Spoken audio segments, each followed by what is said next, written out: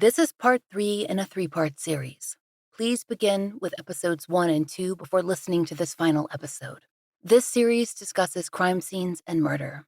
Listener discretion is advised.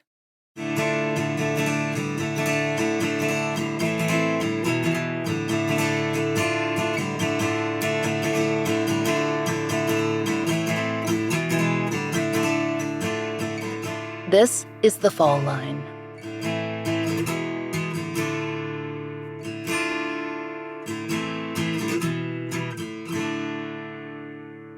Over the last 2 episodes, we've brought you the story of Chairo Garibay Ferreyra. On December 11th, 2005, 20-year-old Chairo disappeared. She'd planned on attending church with her family in Olivehurst, California, but she never showed. Her family was immediately concerned. It wasn't like the responsible young adult they knew. She kept busy with work and family obligations and preparations for college, which she planned to start in the new year. She was also looking forward to that family trip back to Mexico, where she'd been born. She hadn't been back since they moved to the States, and she was excited. But, as we told you before, Chairo would never have that chance. After the family's Toyota Camry was discovered in the nearby Bear River by a passerby, Chairo was reported missing to the Yuba County Sheriff's office. Her family and law enforcement began an exhaustive 5-week search that ended in the tragic discovery of her body in a drainage ditch area near her own home. According to police reports, Chairo had died due to blunt force trauma. The fact that her remains had been wrapped and hidden in the water had unintentionally preserved her, which allowed medico-legal investigators to perform a more thorough autopsy. But that didn't give them a clear idea of who'd hurt her or why, and her family was left with little to go on. As investigators worked, her family knew only what the public did, that the Yuba County Sheriff's Office suspected that Chairo had been confronted and killed by someone she knew.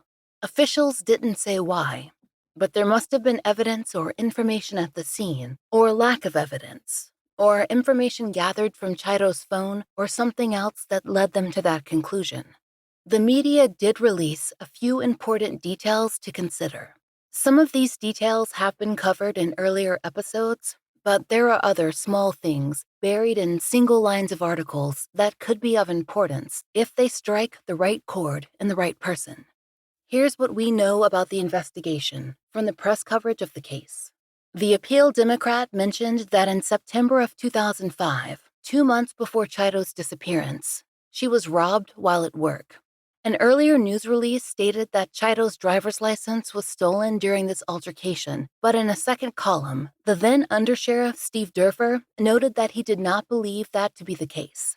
It had been an important detail, of course, because Chairo's address, her parents' home, would have been listed on that driver's license. But all future reports noted that her license was in fact in her purse, which was found in her room. Another fact repeatedly cited in the press is something that we've mentioned in previous episodes: an open window in the family home and a screen laying on the ground. It struck Chairo's mother, Magdalena, at the time she saw it, and the sheriff's department lifted at least one print from the window area. Now, that's something we've told you before, but there's a little more to that story, at least based on early reporting.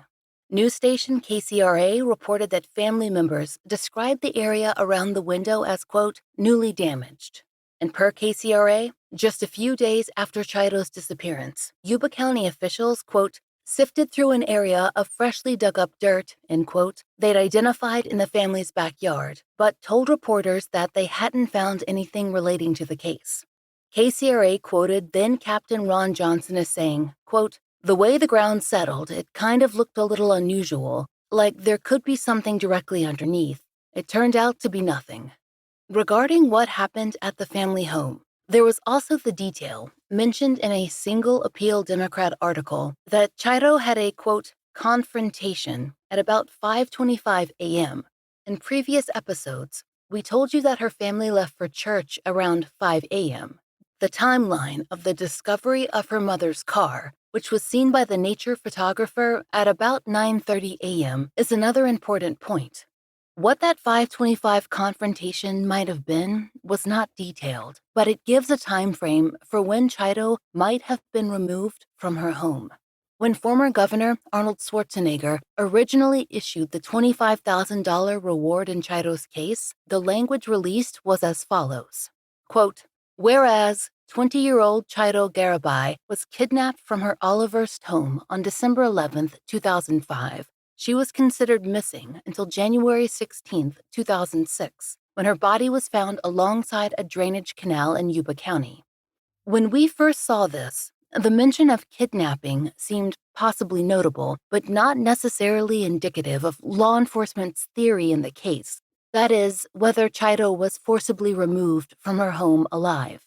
So, when we spoke with the Yuba County Sheriff's Office, we asked them about this, and they confirmed that the language is simply confined by what law enforcement can prove in the case, that she disappeared in December from her home and was found deceased in January.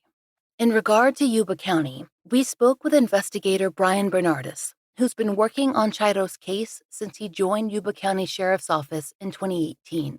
We went over a number of questions, including his thoughts on what it might take to resolve Chairo's case.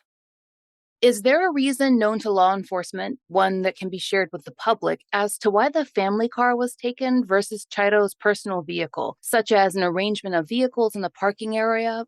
No, there's no real reason known. The only thing we can do is assume whoever took the car, that was just the first set of keys they found. It's just opportunity. It's probably the best way to describe it. Yuba County Sheriff's Office has put hundreds of hours into Chairo's case. The request for a higher reward from the governor, the searches, billboards, 200 plus interviews, it's an intensive effort that everyone here at the podcast recognized. We've seen a representative of Yuba County Sheriff's Office describe the difficulty of this case come down to it feeling cold from the beginning, even as it was being actively worked from every angle. So I have a two-part question about that. One, if you could discuss as generally or specifically as possible, what were the particular difficulties of developing leads in this case? And what information do you need from the public now? What can our audience or locals do to provide information in the case that would be helpful to you? A few difficulties, I think, from the beginning. We have roughly about a 6-hour window from when she was last seen to when the car was reported in the Bear River, I believe it was. The lack of physical evidence in the car, the lack of any finding of physical evidence at the house to speak of. There's no one thing that you can just grab a hold of and say, this is what's going to tie the suspect to the case. I think a lot of people jump to conclusions early on. And so even when the public starts to suspect a particular person, they lose their objectivity. Some of the interviews I've had in the last year, people have gone back now and said, I remember this thing, and it just didn't dawn on me then because I was so focused on this person. The loss of that objectivity when you're talking to people early on hinders an investigation. So I think it's the collectiveness of all of these things together. We don't have that one thing that says, okay, this is how we're going to go after the person. If people were more forthcoming and gave more information at the time, that would have opened up or expanded the investigators' opinion of how this could have taken place. I think it would have helped out if there was any other physical evidence that could have been found. The car was completely trashed in the river, so any physical evidence was washed aside. There were a few other things at the home that made it more difficult to reason why physical evidence wasn't found there. The only piece of evidence we technically have is the fingerprint on the back window. And even at that, it's become more problematic than helpful. In terms of that second question, is there particular information that would be helpful more than just a general call for tips from locals now? Everybody sees things differently. So anybody that has overheard a conversation or has participated in something, a lot of these searchers who were involved in looking for Chairo back then were involved in a lot of conversations with other folks, where everybody's speculating. Some of the leads that came out then were because they overheard something. I don't want to limit it. If you have an opinion based on some statement you've heard, something you've seen, something you've read, then share it with us. Nothing can be ruled out at this point. We have some new ideas based on some things we've done the last couple of years, and I think keeping it that broad will help us prove or disprove anything that we know right now.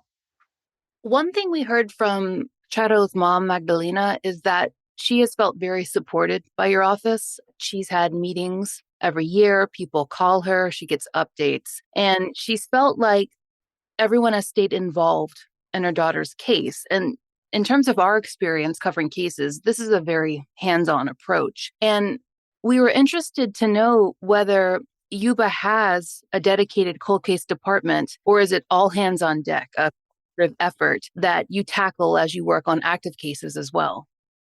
I'm probably as close as they have to a cold case department, but then I have other duties as assigned. They've never had a cold case unit per se. However, when new detectives get assigned to the unit, they give them the task of reviewing cold cases, a handful of cold cases. This is always one of the first. So that's why I say at least 10 people since 2005 to present have pulled this off the shelf and gone through it front to back, looking for something new, trying to give a fresh perspective to it.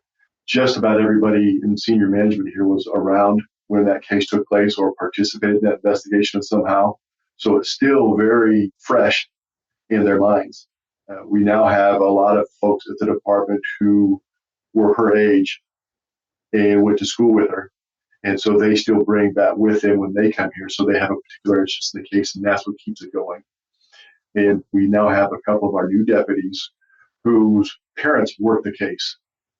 And so this case for generations now, it just keeps finding new life. Somebody with new interest in it and somebody who wants to be involved in the case. This is something that is personal to everybody who touches the file. One thing that we read about in news coverage and that you and I also discussed as well was the difficulty that Chairo's family had getting national news coverage. And one thing that the former sheriff mentioned was he felt like that would make a big difference in the case as well. What do you think that national news coverage can do for a cold case like Chairo's? It reaches a bigger audience, for one. Some folks, as they travel, they're here for a minute and they're gone. There is a possibility, given the group that were directly involved with the family around the time, there were a few people that we've never been able to contact, not even from back then, that may or may not have information. And by reaching a much greater audience, we have a chance of finding that one person that might have heard something or seen something. One of the people I talked to recently moved away within a couple of years and now lives well outside the area, but was able to provide some perspective as far as time frames that things could have occurred. That was just happenstance and luck that I found this name and was able to chase them down. The media could have reached that person to where they would have reached out to us. So I think that's important. From your perspective as someone who has been investigating cases for quite a while, what do you think it will take to resolve Chairo's case? A little bit of luck, and I think a renewed community interest in the case, and somebody willing to come forward with that piece of information that helps us put everything together. Those things, I think, collectively could get us over the hump in truly identifying the person responsible or persons. This is one of those cases we don't know if it was a single individual or several. We just don't know yet. To limit ourselves to saying it was only one person would probably really hinder our investigation. So, yeah, luck, interest, and somebody willing to come forward. The most important things that we gleaned from our conversation with Yuba County investigator Bernardus were that Chairo's case needs national attention, a directly involved local community to reignite interest, and flexible thinking from everyone involved, both in terms of who might be responsible and what might be important to the case. Dropping our assumptions regarding everything, whether it might be something as simple as a text message and its importance, or a call received from Chairo the morning of her disappearance that could help establish a timeline, or a sighting of the Camry near the river. Any of these small things could make a huge difference in the case. If a nationwide audience is reached, there's a significant reward that could push someone to submit that tip, that detail that would resolve Chairo's case. Last episode, we told you that a $25,000 reward had been secured by then Sheriff Virginia Black, as she hoped that this reward would encourage leads in the case. Nothing developed. That came 1 year after Chairo's disappearance. By 2008, the Appeal Democrat reported that, in regard to Chairo's case, quote, crime scene reconstruction specialists, latent fingerprint experts, and FBI agents all were deployed, and officers from the California Department of Justice interviewed well over 100 potential witnesses, some many times over, but with no success. These details came on the anniversary of Chairo's death. Her family held a memorial at St. Joseph's, and it was marked by the media and the community. There was another call for information. After Undersheriff Steve Durfer became sheriff himself, he made another request of then-Governor Arnold Schwarzenegger to raise the reward in Chairo's case to $50,000. That request was fulfilled in December of 2009, just shy of the 4-year anniversary of Chairo's disappearance from her home. This is the highest state-sponsored reward offered in any case we've covered on the Fall Line.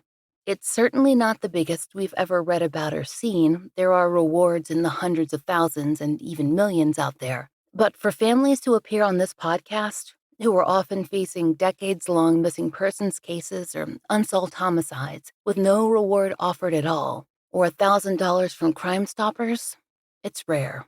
And maybe, as investigator Bernardus hopes, the combination of a nationwide audience, a significant reward, and time for people to become less afraid or realize that what they know might be important, that will unlock Chairo's case. That's what her family hopes for. They reached out to all the nationwide television shows over a decade ago, but they never heard back. Any family facing that kind of long haul, waiting for years for case resolution, goes through a lot, emotionally, spiritually, physically. We spoke to Chairo's family about how they approached both their grief and their focus on solving her case, and that's something that they have focused on every year. They host memorials, and they invite the media. For a few years, every memorial was featured. Then the coverage became a little more scattered. This past year, we were told that no media attended at all. Chairo's cousin Hansel talked to us about how the older and younger generations have dealt with both her loss and the waiting, the nearly 2 decades of waiting. It's kind of feel like that's the closest we've ever been, just because we were meeting the entire family day after day after day for weeks. So it was basically like emergency, all hands on deck, and there's like no end in sight. Like I don't even know how long that went on for. I think for my grandfather, it was because I feel like he didn't have a lot of the tools to cope with it. So I think it was mostly just drinking and anger and not really knowing what to do outside of that. And then for my grandma, it was definitely just more of like religion and trying to keep the family as close as possible, like physically, spiritually, any way possible that she could. And then for the younger generation, my aunts and uncles tried with like the more Latino news sources to reach out to them and stuff. And then they relied on my generation and my older cousins to create that bridge to do the same with the more traditional American news outlets. Chairo's Aunt Carmen talked to us about everything that the family's done, how they've come together for Chairo's case. Toda la familia estábamos ayudando a poner cuando antes de que ella apareciera nos apoyábamos, hacíamos tamales para recolectar fondos. Carmen told us, quote, the whole family helped, even before they found her. We would make tamales to raise funds because we wanted to hire a private detective, but they are really expensive, so we were unable to do it. But we all cooperated to help find Chairo. We would also help put flyers with her information in local stores. We did whatever we could. It was hard because we also didn't know where to start or what to do. That's something we hear a lot from so many families, not knowing where to start or what to do. Chairo's mother, Magdalena, told us that the support of the community was essential to them in those moments. Oh, pues sí, me apoyaron mucho, mucho, mucho. Y no solamente la familia, toda la comunidad estuvo siempre conmigo. Mucha gente. Y se lo agradezco mucho. Mucha gente de verdad.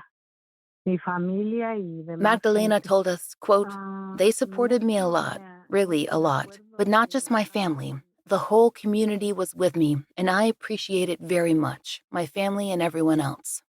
In regard to the sheriff's office, Magdalena said, quote, I remember they were very, very active at the time, and I've had a lot of support from them. I've always been in contact with them, except recently I haven't been able to get together with them because of COVID. It's been difficult during the pandemic, but I'm going to start getting together with them again. I always see them around the anniversary. During the past 2 years, I haven't been able to go, but I'm going to start again.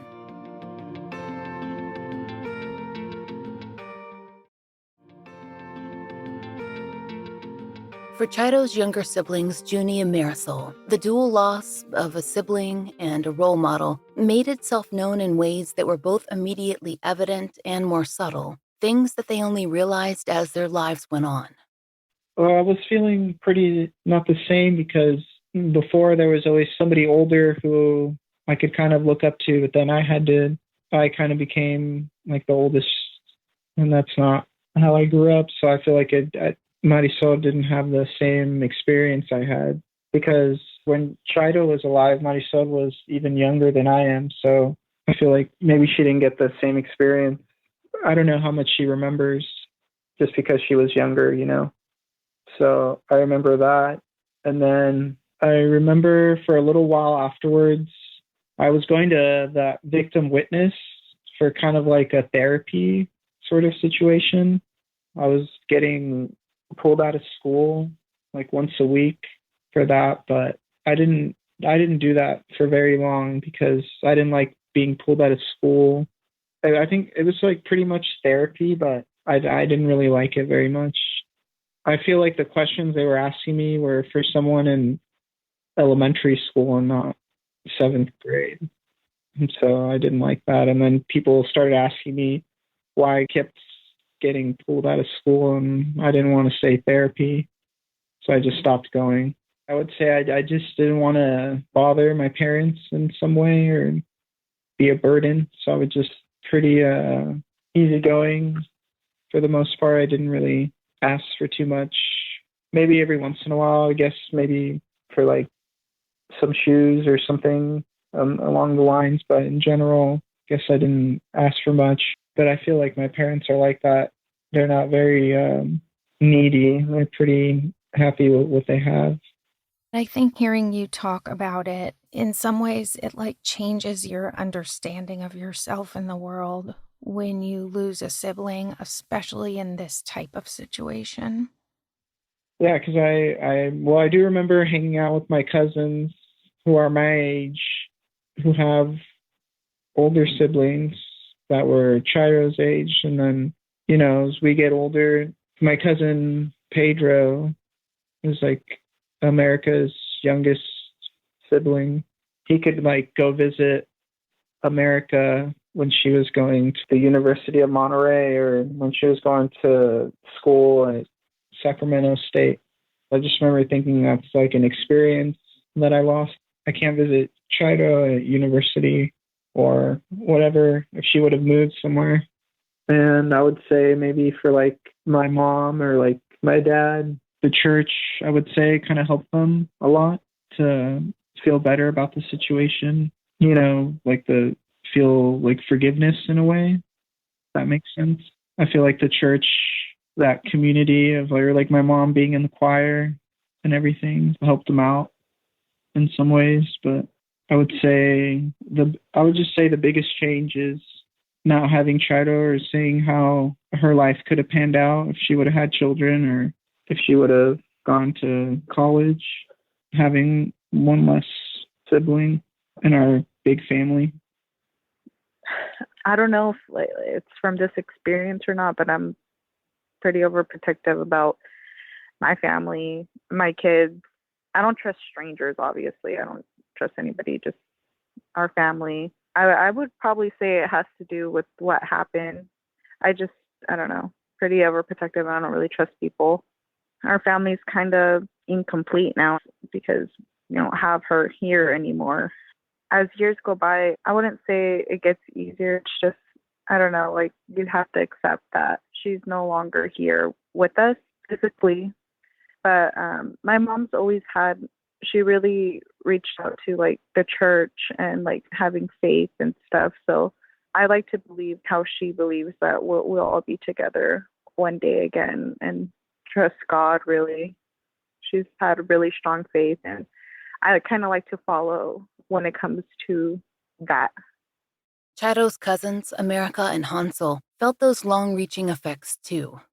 I mean, obviously, when you love someone and they get murdered, it's going to always be a part of you, especially if you start talking about it more. But nobody really talks about it. We talk about, like, we've recently talked about, like, all the girl cousins being like, we need to celebrate her birthday, things like that. We don't really talk about justice or, like, who could it have been as much, because it's been so long.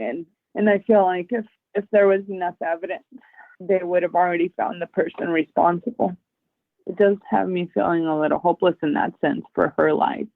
Because, I mean, we all have lives, right? We all just continue moving along and we grieve. And I feel like grief becomes a little smaller as you get older and as you have kids. And it's, busy time for all of us. But, like, when you do remember it like I am now, I mean, it's very present in me and my body and my heart.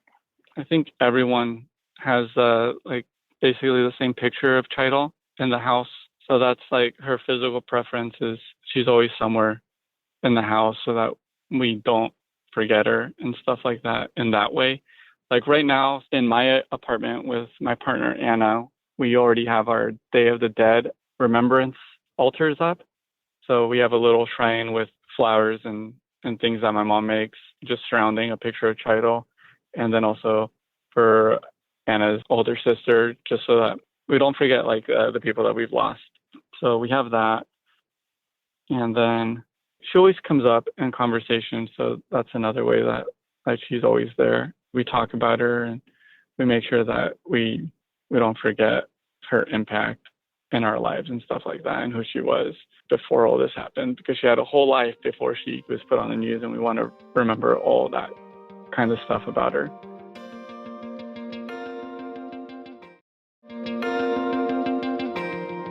Chairo had many friends, but two of her closest friends were Ophelia, who you heard from throughout this series, and Ashley, who sent us a letter to read for this episode. For Chairo's friends, staying connected was more complex. But Ophelia tells us that she still checks in with Magdalena. Ophelia calls, she says, most often when she dreams of Chairo. Magdalena has those dreams too. And she calls me or I call her. And I have dreams of her here and there. And when I do, I call her and I tell her about him. And she just says, maybe it's just because you want to keep reminding her. And it's just everything, like my dreams, most of them are just like that she comes back, like nothing happened. Like oh, I'm back, and everything's back to normal. Like she doesn't talk about anything that happened. You just get to spend time with her. Mm-hmm. Yeah.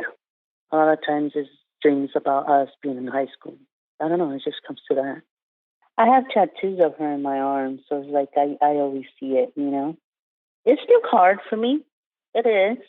We always joked around like, oh, when we grow up, we're going to have kids and my kids are going to be smarter than yours. Or my kids are going to, we just played around like that, like me, her, and Ashley.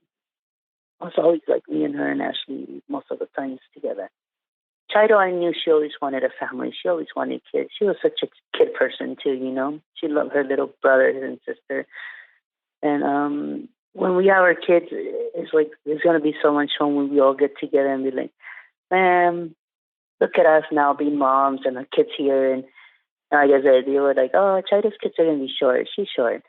Oh, my kids are going to be taller, so my kids are going to, like, bully your kids. Just like playing around, It's been hard because, I did think about if she was really here, like, how it would be. Like, I'm really close to Ashley right now, like she has her kids, I have mine, we get together and everything.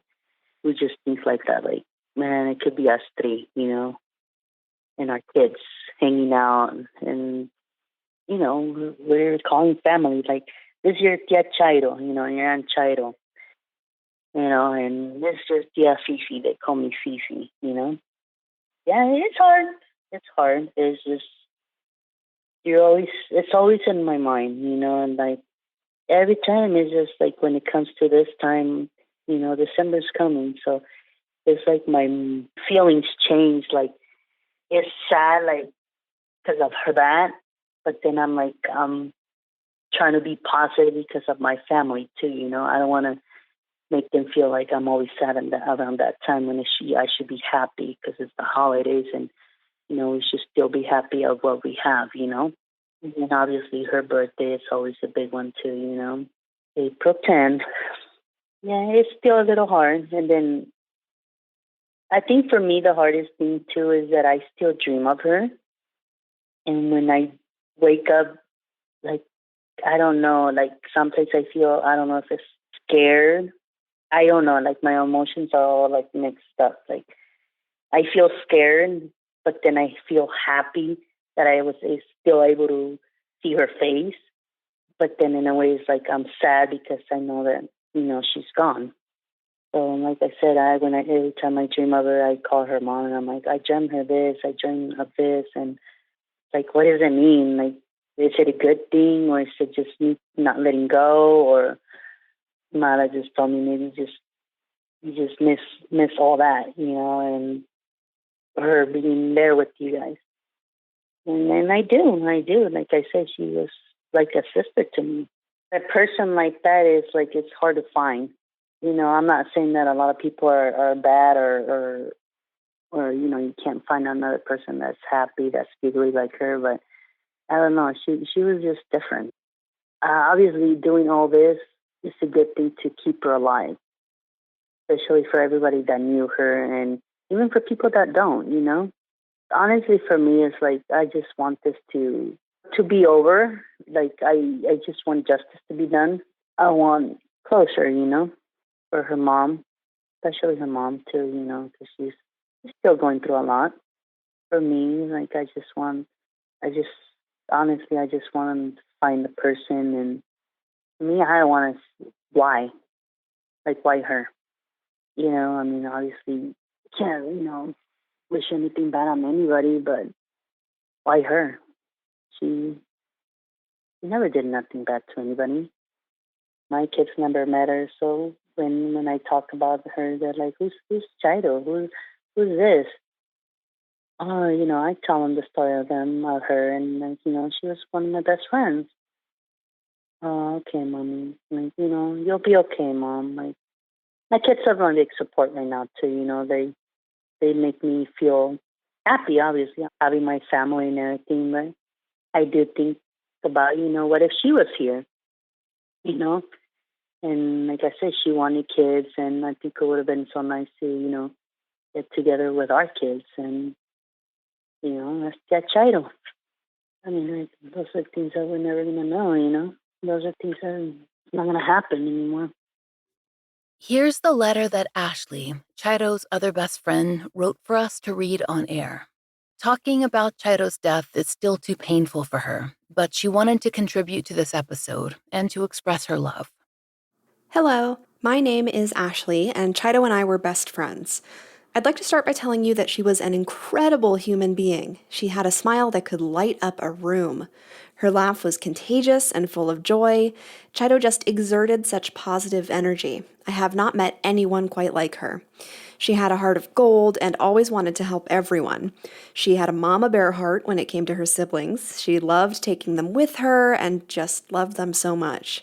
She also had a baby, aka her car. She just loved it. It took us everywhere. As for her and I, we could spend hours talking about anything and everything. It was so easy to talk to her. She was such a good listener. We just connected like family. We would prep together and then play around like normal teenagers. It was just so much fun. She loved listening to music and dancing up a storm. She was so full of life and direction, free-spirited and responsible. She was devoted to her friends and family. Chairo was and still is an inspiration to me. I will forever hold her in my heart as one of the greatest persons I have ever met and had the pleasure to call my best friend / sister from another mother. I love you and miss you dearly, Chairo. Yuba County investigators have conducted new interviews with individuals as recently as the summer of 2022 and have developed new information to add to Chairo's case. Each piece, no matter how small, builds that essential timeline, from the moment Chairo's family left for church to the moment that the Camry was found in Bear River. Those several hours are of vital importance, but they aren't the only thing that matters. Anything you've heard about Chairo's case or her life in the weeks before the disappearance could be helpful to investigators. Again, so can a push toward national coverage of Chairo's case. More people need to see her name to increase the likelihood that a vital lead comes in. Whether you share this episode or suggest her case to national media, please do something to amplify Chairo's story so it has the chance to travel. We asked Chairo's family how they'd like listeners and the larger community to contribute. Here's what her mother, Magdalena, told us. Oh, pues yo quisiera que siguieran ¿cómo les explicaré? Para que no se olvide, ¿verdad? La comunidad y nadie que siguiera su caso, ¿verdad? Más, pues sigue el caso, dicen que no se cierra, pero que como que haya más, como en su aniversario. Magdalena thanked us for covering Chairo's case. She also said, quote, "Well, I would like for the community to follow her case so that she's not forgotten. Even if the case doesn't close, I would like, for example, that during the anniversary there be a billboard or news to reignite the case. I hope people would do the minimum, whether it be talking about it to keep her memory alive, and hopefully we can do something to help the investigation. We shouldn't give up because sooner or later, we'll know who did this. And hopefully with what you're doing, something miraculous can happen. I really do think it can help a lot because people move on with their lives.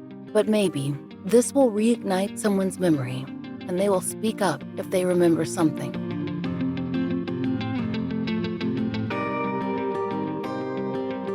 In that hope, the Fall Line has provided English and Spanish language reward flyers for Chairo's case, and we're hosting them now on our website. You can find a link in the show notes. Please feel free to download them and share them anywhere you can. They're printable and also made for social media. Remember, there's a $50,000 reward available in Chairo's case. If you have any information, you can contact authorities in the following ways. Yuba County Sheriff's Office has an anonymous tip line at 530-749-5181. Their tip email is YCSOanonymoustip at co.yuba.ca.us. If you know of a case that should be covered on the Fall Line, there's a link to our case submission form in the show notes. And thank you for listening. The Fall Line is an independently produced show, and we appreciate listener support. It allows us to do research, obtain FOIA, pay our content advisors, and support and donate to the causes we care about. If you try out the products we advertise, please use our sponsor codes. It really helps. And if you'd like to support the show and the stories we cover, join us on Patreon. We're raising Patreon funds to continue to pay for the Milberg Twins billboard and fund therapy for families who've been on the show. Each and every one of our patrons helps to continue this work, and we're so grateful for your help. On Patreon, you can get early release ad-free versions of our regular episodes for $5 a month. We also have occasional live streams and blogs, which all patrons can enjoy. If you prefer Apple Premium, we've begun that feed as well. The Fall Line is written, hosted, and researched by Laura Norton, additional research by Brian Waters, Kiana Burgess, and Michaela Morrow. Interviews by Brooke Hargrove. Produced, engineered, and scored by Maura Curry. Spanish translation and interviews by Guadalupe Lopez. Content advisement by Brandy C. Williams, Liv Fallon, and Vic Kennedy. And, as always, our most special thanks to Angie Dodd, Liz Lipka, and Sarah Turney. Our monthly donation is currently going to Season of Justice.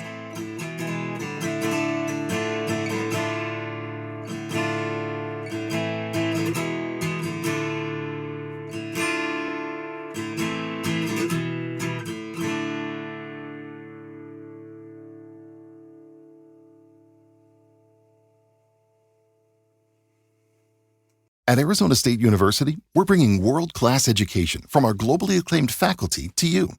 Earn your degree from the nation's most innovative university. Online. That's a degree better. Learn more at asuonline.asu.edu.